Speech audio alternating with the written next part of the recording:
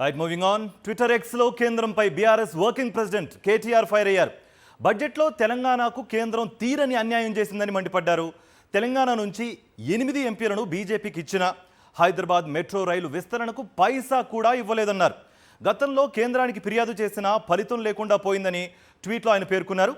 BJP ప్రభుత్వం గత 10 ఏళ్లలో దేశంలో 20 మెట్రో రైల్ ప్రాజెక్టులకు నిధులు సమకూర్చిందని, కానీ హైదరాబాద్ మెట్రో విస్తరణకు రూపాయి కూడా ఇవ్వలేదని కేటీఆర్ గుర్తు చేశారు.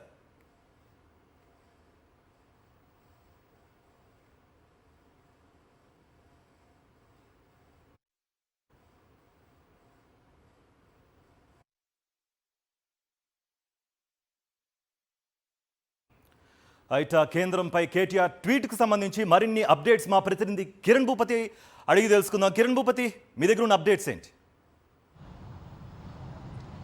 కార్తిక్, ఇటు బీజేపీ ఎంపీలు కావచ్చు, కేంద్ర ప్రభుత్వాన్ని పూర్తి స్థాయిలో బీఆర్ఎస్ వర్కింగ్ ప్రెసిడెంట్ ట్విట్టర్ వేదికగా ఎండగట్టారు. పూర్తి స్థాయిలో ఆగ్రహం వ్యక్తం చేసినటువంటి పరిస్థితి కనబడుతుంది. ఇటీవల ప్రవేశపెట్టినటువంటి కేంద్ర బడ్జెట్లో తెలంగాణ మెట్రో రైలుకు ₹1 కూడా కేటాయించకపోవడం పైన తాను ఆగ్రహం వ్యక్తం చేశారు.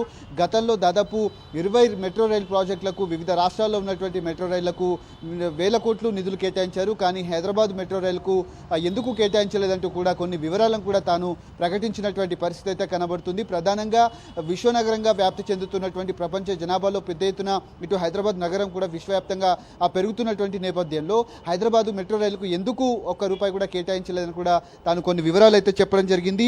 ఉత్తరప్రదేశ్లోని 4 ప్రాజెక్టులకు 5,0134 కోట్లతో పాటు మహారాష్ట్రకు 4,109 కోట్లు, గుజరాత్కు 3,777 కోట్లు, ఇలా దాదాపు 6 రాష్ట్రాలకు సంబంధించినటువంటి వివరాలన్నీ కూడా ట్విట్టర్ వేదికలో తాను పంచుకోవడం జరిగింది. పూర్తి స్థాయిలో హైదరాబాద్ మెట్రో రైలుకు ఎందుకు కేటాయించలేదు? బీజేపీ నుంచి దాదాపు రాష్ట్రం నుంచి 8 మంది ఎంపీలు గెలిచారు. కష్టకాలంలో కూడా బీజేపీ ఎంపీలను గెలిచినప్పటికీ తెలంగాణ ప్రజలను ఎందుకు ఎండగడుతున్నారని కూడా చెప్పారు. తెలంగాణకు కూడా పూర్తి స్థాయిలో ₹1 కూడా కేటాయించలేదు.